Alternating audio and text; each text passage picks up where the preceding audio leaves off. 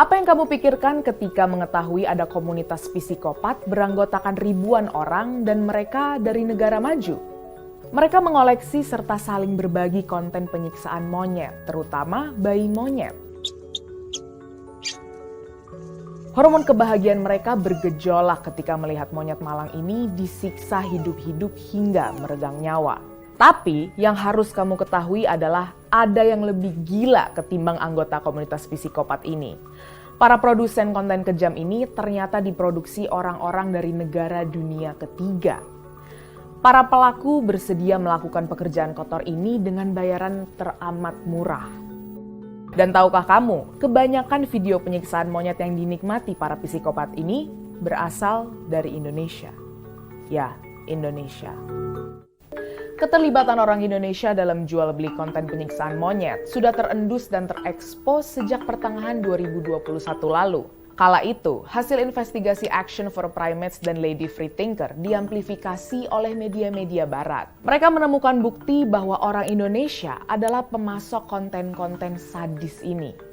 Tetapi yang luput dalam investigasi tersebut adalah mereka gagal mengidentifikasi siapa orang Indonesia yang terlibat dan dari daerah mana mereka berasal. Narasi dengan beberapa NGO dan aparat kepolisian menginvestigasi kasus ini selama beberapa bulan. Kami menguliti secara rinci jejaring penyedia konten sadis ini di Indonesia. Beberapa pelaku telah ditangkap polisi dan diproses secara hukum. Namun beberapa di antaranya masih berkeliaran bebas. Sebelum berbicara dalam konteks lokal, kita harus merunut bagaimana komunitas psikopat gila global ini terbentuk. Untuk itu, kita harus mundur jauh ke belakang. Sulit melacak awal mula komunitas online ini terbentuk. Yang jelas, gerak-gerik mereka mulai terdeteksi di YouTube sejak 2015-an. Mereka aktif mengirim komentar fantasi penuh kesadisan pada konten-konten berkaitan dengan monyet. Judul dibubuhi kata dan frasa tertentu, sehingga para pembenci monyet dapat mudah menemukannya. Frasa judul sering digunakan adalah Million Pity atau Million Tears. Awal 2020, YouTube mulai menerapkan kebijakan yang lebih ketat terhadap konten kekerasan hewan. Pada saat bersamaan, komunitas ini mulai lebih terkoordinir, eksklusif. Mereka mulai aktif membentuk komunitas online di 4chan, Reddit, Discord, dan Telegram. Fase kesadisan berikutnya mulai terbentuk di sini. Fantasi sadisme yang dulunya hanya tertuang dalam komentar di YouTube atau forum, kini mulai direalisasikan secara nyata. Secara kolektif, mereka mulai mengontak YouTubers konten-konten monyet di Asia Tenggara. Istilah baru pun muncul dalam komunitas ini. Mereka mulai merekrut banyak produser konten penyiksaan yang lazim disebut VO alias video operator. Pada fase awal, banyak VO berasal dari Kamboja. Mereka diminta membuat video-video kekerasan monyet berdasarkan request. Monyet itu ditampar, dipukul, dan lain-lain. Namun tingkat kesadisan itu tak membuat monyet-monyet ini sampai mati. Naluri kegilaan mereka lama-lama kian ekstrim. Apa yang dilakukan VO dari Kamboja ternyata tak lagi mampu memuaskan syahwat kesadisan mereka. Dan disinilah orang-orang Indonesia mengambil peran. Dalam laporan investigasinya, Action for Primates dan Lady Freethinker melampirkan beberapa sampel video kekerasan yang dibuat orang Indonesia. Dari suara latar di beberapa video terdengar percakapan dengan bahasa Sunda. Sing tarik. Chan. 20 detik deh. Investigasi kami mengarah kepada pelaku seorang pemuda dari Tasikmalaya. Identifikasi ini bermula dari percakapan di grup Telegram yang menampilkan sebuah akun PayPal bernama Temonpet. Akun ini diketahui dimiliki Asep Yadi Nurul Hikmah. Akun Facebook ini diduga kuat dimiliki oleh Asep. Dari beberapa foto yang dia posting di Facebook, banyak fakta mengarahkan bahwa Asep lah pelaku utama video penyiksaan monyet. Di antaranya, gelang ini, sawah ini, Dan rumah pohon ini. Di channel YouTube-nya, Asep juga memperlihatkan bor ini, sama seperti bor saat dia melubangi mata dan tenggorokan seekor bayi monyet. Setelah dirasa cukup valid, bersama dengan personel Polres Tasikmalaya, kami bergerak menangkap Asep. Ini surat penangkapan saya. Ini dugaan sudah pidana penganiayaan terhadap hewan dan perdagangan hewan yang dilindungi satwa. Clear ya, nih. Oke, ikut Polres ya. Apa? Dari kepolisian. Apa? Dari kepolisian ya? Dari kepolisian ya? Agen no bisa monyet kabeh segala musang itu musang manuk segala. Aya si Denny kayak Mas. Bisa gak kalau bikin video kayak misalnya di masukin lumpur atau gimana gitu bentuknya, terus saya kasih uang gitu kan awal-awalnya. Nah dikasih ya saya tuh kan kayak ini tuh nggak bakal lebih ekstrim gitu kan. Jauh sebelum Asep memberi pengakuan soal Denny, kami sudah mengidentifikasi peran Denny dalam komunitas ini. Denny memiliki banyak kanal YouTube yang berkaitan dengan monyet. Dari kanal inilah ia menjaring pelanggan baru. Di komunitas psikopat ini, nama Denny sangat harum. Dia dikenal dengan sebutan Pak Ji. Nama Ji diambil dari kanal YouTube-nya Monkey Ji. Lantas, siapakah Denny ini? Lewat akun Facebook Ompong inilah dia kali pertama mengontak Asep. Jejak digital menunjukkan adanya circle pertemanan antara Denny dan Asep. Kami coba mendatangi rumah Denny di Sukoharjo awal bulan lalu. Analisa geolokasi menemukan banyak kesamaan antara rumah yang kami datangi dengan struktur bangunan yang muncul di video.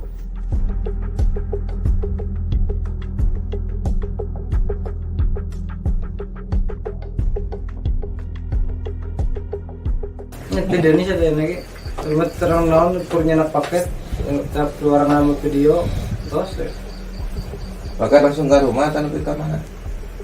itu ke Tasik Stasiun. Hah? ke Budiman. Dari pengakuan ini membuktikan Denny lebih memilih mengirim bayi-bayi monyet itu untuk disiksa dan dieksekusi orang lain ketimbang mengotori tangannya sendiri. Yang tidak diketahui Asep adalah secara keuntungan uang didapat Denny lebih besar. Jika Asep hanya mendapat 200-300 ribu, maka Denny bisa mendapat 10 kali lipatnya. Konten penyiksaan dibuat Asep oleh Denny dijual ke konsumen berkisar 1,5 sampai 2,5 juta rupiah. Selain Denny, ada satu sosok yang tak kalah tenar. Berbeda dengan Denny, sosok ini dianggap komplit. Dia menjadi eksekutor, video operator, hingga distributor yang berinteraksi dengan pembeli di luar negeri. Dialah sang legenda, Mas Pocet, jagal monyet dari Bondowoso.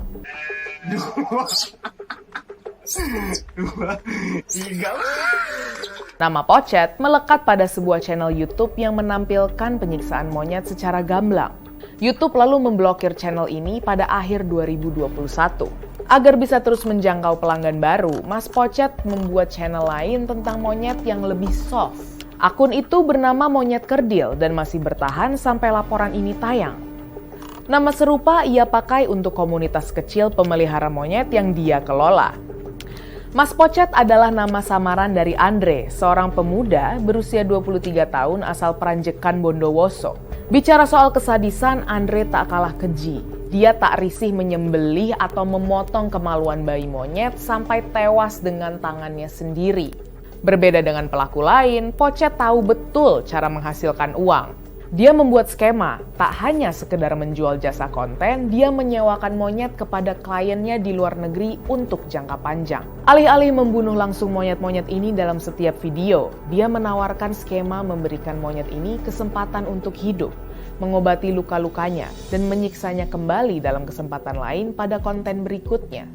Lebih gilanya, penyelamatan palsu ini tak luput ia jadikan konten untuk menambah jumlah penonton di YouTube, seperti terlihat dalam video ini. Hari ini kita lagi mau ngobatin monyet ya, dan ini monyetnya cukup parah ya. Setelah mengidentifikasi lokasi Pocet berasal, kami lalu pergi ke Bondowoso. Kami mendatangi rumahnya dan menemukan 4 ekor monyet di sana. 1 ekor diantaranya adalah bayi monyet yang sudah ia cukur gundul. Kami berencana ingin memancingnya siaran langsung di Facebook. Saat live inilah, aparat kepolisian yang ikut kami akan menangkapnya. Strategi kontak langsung dijalankan dengan Pocet melalui Telegram, agar ia percaya sejumlah uang ditransfer kepadanya. Sore itu strategi penangkapan Pocet tinggal tunggu waktu. Lalu kemudian inilah yang terjadi. Pocet menipu kami. Kesepakatan cara live itu tidak ia lakukan. Liciknya, ia malah membagikan rekaman lampau. Nggak live dia. Ah bener. Lama ya? Silaman itu. Entah dia tahu mau diciduk atau tidak, yang jelas memang ada stereotip jelek melekat pada produser Indonesia di komunitas psikopat ini. Produser asal Indonesia dikenal sebagai penipu. Ya, penipu. Pada awal Januari lalu, seorang pimpinan komunitas ini, Mr. Ape, membagikan sebuah pengumuman di forum. Dia merasa kecewa akibat ditipu oleh 3 produsen konten. Lantas, 3 produsen ini pun di-blacklist selamanya. Di daftar teratas, muncul nama @animalcute99. Ia menipu Mr. Ape berkisar lebih dari 20 juta. Akun animalcute99 dimiliki oleh Aziz. Hal ini terlacak lewat akun PayPal yang dia jajakan pada pembeli di luar negeri. Sama seperti Pocet, namanya cukup harum akibat kesadisan video-videonya. Bodohnya, mereka tidak sadar bahwa mereka telah ditipu. Kami menemui Aziz di rumahnya. Dia bercerita banyak bagaimana dia bisa menipu sembari mengeruk habis uang bule-bule di luar negeri. Banyak banget sih mas yang bilang kayak gitu. Rata-rata aku juga, akunku kan di-banned di PayPal tuh gara-gara pelaporan yang seperti itu. Biasanya mas kayak gitu ngelaporin itu karena bukan nggak tak kirim tetapi nggak sesuai dengan permintaannya mereka. Rata-rata tuh mereka mintanya yang ekstrim. Nah, ya aku bisanya seperti itu ya tak buatin yang mirip-mirip mas gitu. Misalkan nih, pernah ada minta kok tangannya ini disuruh mukul pakai palu. Nah, itu kan pasti hancur mas. Kalau pakai palu itu kan hancur. Nah, aku biasanya pakai kayu, tak pukul gitu. Nah, itu kan dia kecewa. Kok nggak ada darahnya, nggak ada gini-gini. Nah, itu mereka sih rata-rata yang ngelaporin aku itu ya karena aku satu reupload mas. Jadi misalkan ya, ada pelanggan A, bro, can you make video like this? Dikirim contoh videonya ke aku. Nah, ini kan si A. Si B, si C, si D ini kan belum tentu punya, mas. Nah, terus tak screenshot, tak jual lagi lah si B, si C, si D, tak forward gitu loh, mas. Nah, makanya mereka banyak yang kecewa seperti itu sih, mas. Bilang aku scamming lah, gini-gini lah, nah, itu. Kelakuan Aziz menipu Mr. Ape tergolong lucu dan nekat. Mr. Ape berperan penting dalam komunitas psikopat ini. Ia punya andil sebagai koordinator dan distributor konten kepada anggota komunitas. Ratusan pengguna di forum dan Telegram akan mengirim dana ke Mr. Ape melalui mata uang kripto, dan mereka akan melakukan voting untuk memilih jenis penyiksaan yang akan dilakukan pada monyet-monyet ini. Kemudian uang dan instruksi yang telah dipilih itu dikirim ke Indonesia oleh Mr. Ape. Salah satu video yang Mr. Ape koordinir dengan skema ini adalah video menembak dengan senapan angin dari jarak dekat. Yang lucu dan menarik dari komunitas ini adalah bumbu drama dan perselisihan di antara mereka yang mirip drama sinetron.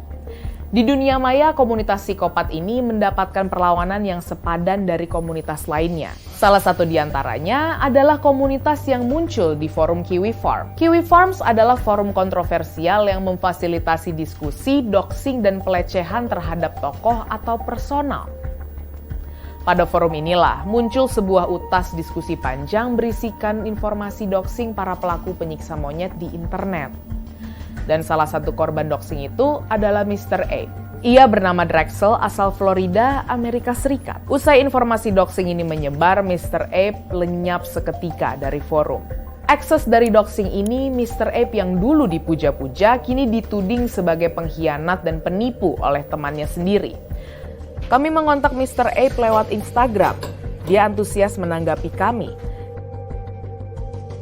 Dia bersedia diwawancara dan mau bicara belak-belakan.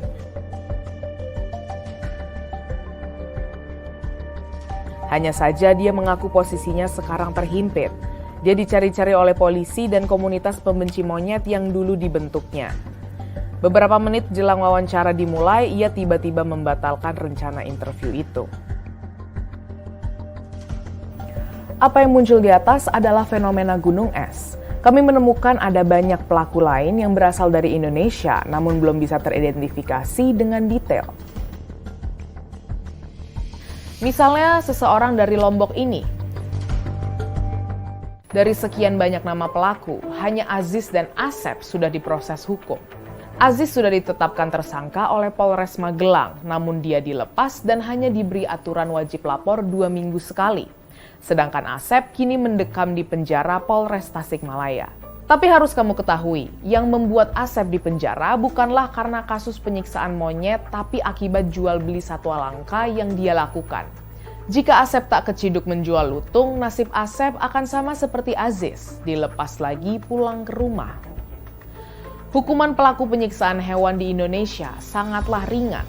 Salah satu pasal mengatur itu adalah Undang-Undang Nomor 18 Tahun 2009 dan Undang-Undang Nomor 41 Tahun 2014 tentang Peternakan dan Kesehatan. Dalam pasal ini diatur hukuman dijatuhkan pada pelaku penyiksaan hewan adalah pidana kurungan paling lama 3 bulan dan denda 1 juta rupiah. Itu artinya kasus penyiksaan hewan dikategorikan sebagai tindak pidana ringan. Status Tipiring ini membuat polisi tertekan sebab meskipun sudah ditetapkan sebagai tersangka, para pelaku ini tidak bisa ditahan. Kalau kita berharap dengan KUHP ada efek jera, saya agak khawatir ya. Hari ini dia ditahan, bisa jadi dia keluar dari penjara akan mengulangi kasus yang sama. Sebenarnya kita bisa belajar bagaimana misalnya Amerika membuat aturan regulasi yang secara tegas menyatakan bahwa penganiayaan atau penyiksaan terhadap hewan, apapun jenis hewannya, mau hewan domestik ataupun hewan liar, dia diancam dengan pidana yang cukup tinggi, sampai 7 tahun gitu ya. Aturan yang ada di negara kita tidak bisa menjangkau pada wilayah itu. Bahwa manusia itu di dalam fungsi perilakunya gitu ya, itu kan ada yang mendorong sama ada yang mengerem.